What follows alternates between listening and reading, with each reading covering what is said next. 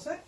Welcome to our next episode of the 10-Minute Tell-All, which may not end up being 10 minutes, but I'm here with Lisa Candella-Hulbert. She is an amazing realtor. I first met Lisa a few years ago at our local RIA meeting, and since then we've done some business together.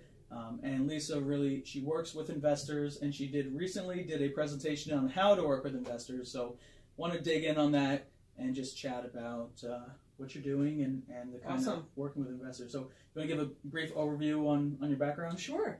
So as you know, I've been a realtor for 13 years. I have my broker's license, which means I can open an office or run an office, but really what I love to do is work with investors and residential clients. My bread and butter was residential for many, many years, and then I actually had a client who was doing investing, and I had a development that I did a lot of work in, and they had a lot of investors there, and I started to really get curious about it. And through this one client, who I give credit for kind of introducing me to the whole concept of investing in real estate, I happened to bump into Matt Faircloth at showing one of his properties, and he told me about the RIA. And I said, let me check it out, and met people like yourself. Was that your first meeting? That was my first meeting. Okay. Was that your first meeting? No. Okay. No, I've been going for a little while. Okay. But we connected there, and That's a good tip for anyone looking for a realtor that you're going to be an investor with, is go to the RIA meetings. Absolutely. There's usually a lot of realtors there, and they kind of get it. Absolutely. I mean, you really learn the whole kind of subculture of real estate investing, which is different than the traditional residential. So how is a residential buyer different from an investor buyer? Yeah, that's a great question, and the way I look at it is the residential buyer is looking at their house and they're saying, okay, let's see, where are we going to have Thanksgiving dinner, and where might we put the Christmas tree, and does it have a basement so the kids can play, and they're looking at a house from a very personal level. Whereas on the residential side, it's all about the numbers. It's a much non-emotional purchase. Right. It's really a business transaction. So they're very different from that perspective. I enjoy experiencing both. But you really have to separate yourself as a realtor when you're dealing with residential clients, because they have a different perspective. And then when you're dealing with an investor client, they might own their own house and worry about those things for their personal life.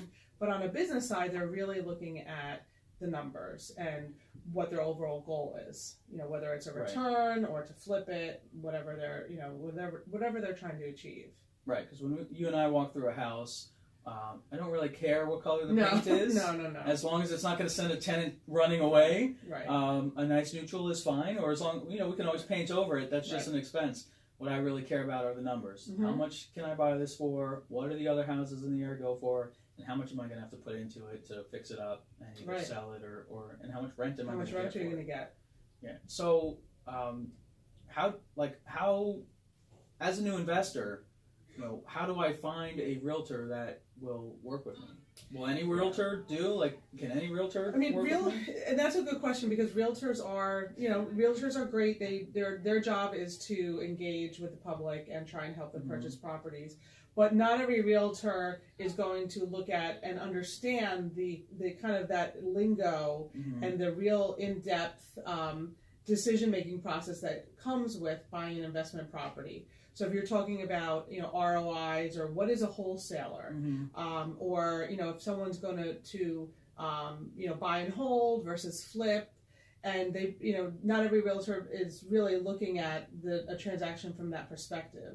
So it's important to find somebody that is investor friendly, and that understands that, and I use this in my presentation, that you might have to throw up a lot of pasta on the wall and see what sticks.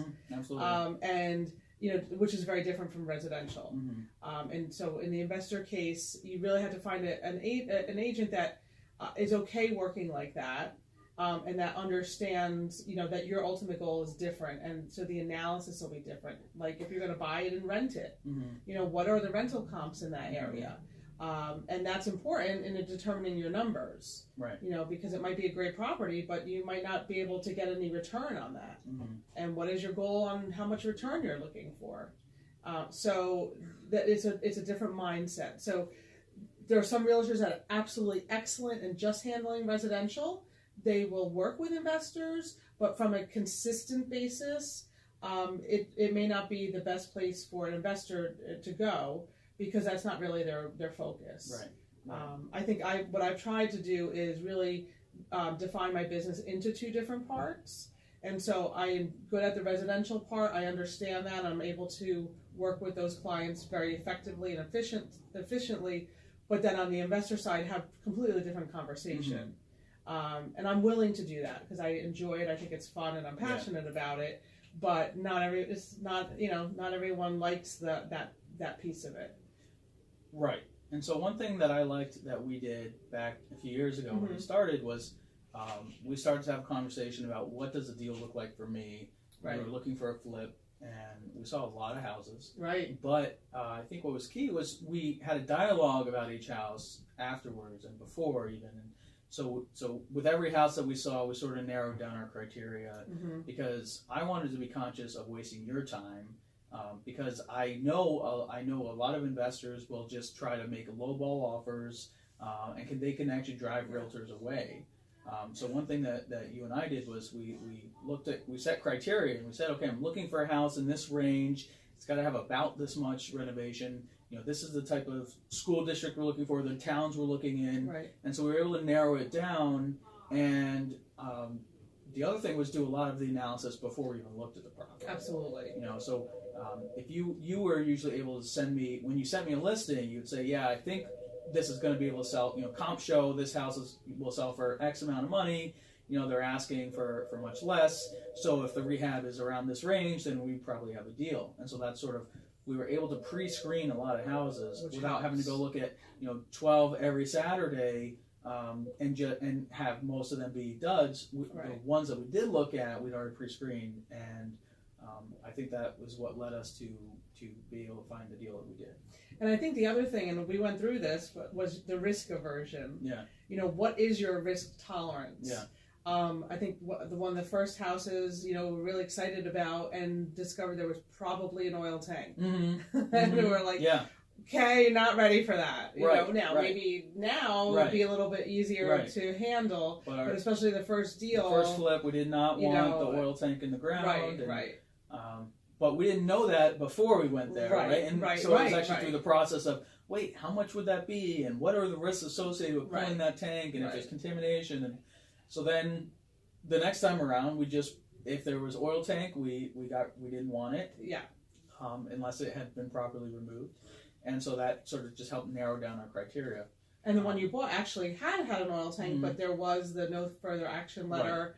And it was all done, all done and complete, and it wasn't something that you had to address. Right. So then your risk tolerance went up much higher because there wasn't that element of the unknown. Right. Yeah, it's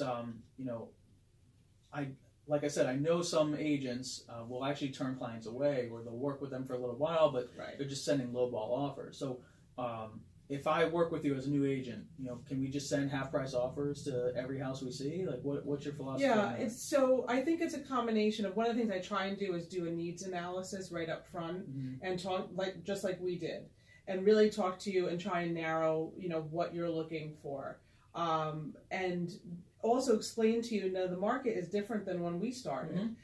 There's a lot, less inventory and a lot more players out there. So, throwing lowball offers, is not necessarily even the best use, of my time, but also a new investor's time, because the potential to get the property is much less than maybe it was 3 or 4 years ago. So I try and kind of minimize the time factor by really going through the process of how this is going to work and what the market's doing at that time. So you can set up expectations are with the huge. new investor. Expectations talk about are how huge. the process is going to work, so that they don't have the mindset that we're going to send half price offers to every, all 50 houses in the zip code, because that's just wasting everyone's time. Right, and then there's also a risk if they were to get a property, there was something significant that they needed to know about it, like an oil tank or or mold. Not everyone is comfortable with dealing with a house that has a lot of mold. So they really have to make a determination up front and narrow down that the list of properties. Mm-hmm. If I, the other piece of it is it's fun to look at properties, and it's, fun to throw out some offers, but then there's the idea of, are you really serious? Mm-hmm. And you really can get a sense if someone's serious or not. By the amount of time they're focusing on it, and the conversations that you're having about the properties. Because that's part of just my own business decision, of how I approach my clients.